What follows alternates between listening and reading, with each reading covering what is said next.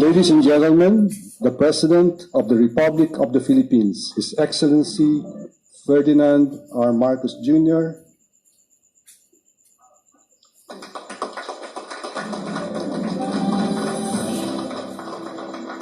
Thank you, Secretary Benjokno, for your introduction. The members of the Cabinet who have come here, please, who have come to join us this evening. Vice President Sara Duterte and a member of the Philippine delegation, House Speaker Martin Romualdez, of course, Pasay City Representative Antonino Calixto, and Mayor Imelda Calixto Rugan. Good evening. And the Armed Forces of the Philippines Chief of Staff, Lieutenant General Bartolome Bacaro, other major service commanders, the PNP Chief, General Juna Surin, fellow workers in public service, ladies and gentlemen, good evening. I'm very happy that I am able to report the results of the 29th Apec Leaders meeting that I have just come back from in Bangkok. It was, of course, we discussed with the other leaders all of the issues that our countries have been facing, are facing, and what possible solutions we have for the problems that we see that are upcoming. And the most important thing that I was able to surmise or to understand from this meeting was very simple, that it is very encouraging, because the problems as we have identified them seem to be the same problems for most of the countries. In other words, we have a consonance of views and analysis on the things that are to be of concern.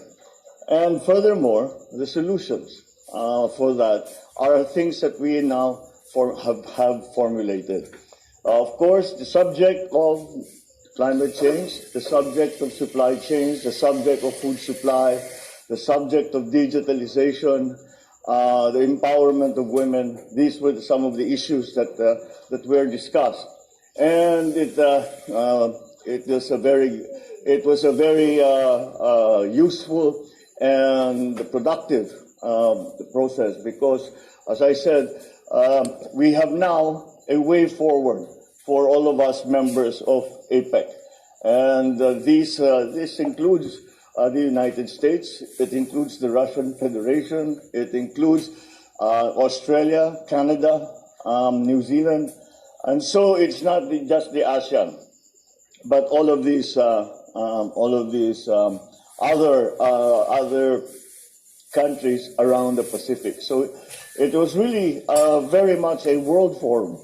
So it was very that we could hear from countries from very far apart, what the issues that they are facing, that they would like to partner with APEC and with specific countries in solving. And this is essentially the idea of unity, the idea of, as we refer to it, is APEC and ASEAN centrality. And that concept seems to be, we are all in agreement that concept is important for us to be able to face the future, which is going to be rather tumultuous in the next, perhaps, year. Besides the plenary sessions that we had, where we hear from every single member economy, as it is referred to, besides that, I had several bilateral meetings. Bilateral meetings are meetings that you have direct one-on-one with another leader of another country outside, sort of on the fringes rather. of the summit. And that was also very useful because, in a sense, one of the most important things, at least for me, was the reason I thought that I must attend these conferences is that I know now I have spoken to, I have discussed many issues with all the leaders of our region, of the Asia Pacific. So that is they now know me, and they know what I'm about. We have discussed things. They know what the Philippine position is on several issues. And the bilateral meetings that are held on the side of the actual summit, the bilateral meetings are for us to forge stronger relations with different countries. Up to, as I said, once again, France, President Macron was there, and we had a very fruitful discussion, and Canada, which is, as you would think, was very far away, but nonetheless has involved itself very much in the Apec. So this kind of partnerships that I have spoken about before, it turns out is also the way forward as the APEC leaders see it. The bilateral meetings that we had, we were able to tackle specifics in terms of the relationship between our two countries, where we could help each other. I asked that about agriculture. I would ask about energy. I would, depending on who we were meeting. We were even able to get an agreement from the Kingdom of Saudi Arabia for the payment of the claimants who have not been able to be paid because the pandemic bankrupted their employer. So that is a tangible thing that was as a result of bilaterals. There are new agreements that we are going to pursue to develop with Canada and with France, possibly. There, of course, with the other bilaterals that we had, we have been able to again state our country's positions, and again, it has been quite gratifying to see. We are at least there are several to each problem. There were several different approaches, but there was a central, principled, scientific approach that to the different problems that we were that we were discussing. The overarching global concern for everyone is and should be the climate change issues that are coming. Every discussion that we had, you can talk about the economy, you can talk about geopolitics, you can talk about anything. You can talk about, go into detail, you talk about fisheries, you talk about governance, you talk about anything. And the subject of climate change will make itself felt. And so, again, this is something that we all seem to have realized, and we have come together to try to mitigate. And since we are essentially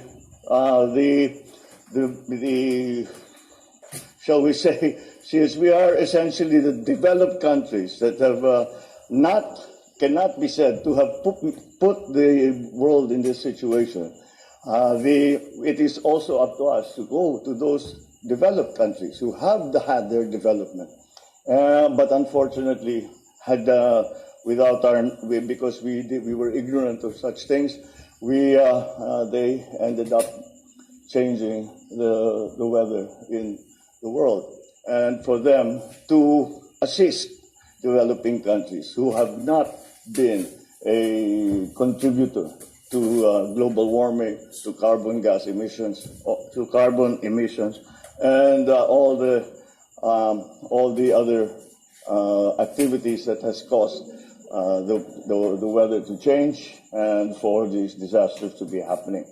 So again, that was really the overarching subject. we, of course, the economy, you start off talking about the economy, you end up somehow, at some point, talking about climate change. And so I think there will be a very strong push. The Apec countries have really said that we have many agreements that are in place, but there's very little that has been actually done. And so that is going to be the push by APEC, by ASEAN, by the Asia-Pacific countries. And then before we left, we, of course, all managed to meet with the Filipino community in Bangkok. We had a very enthusiastic crowd.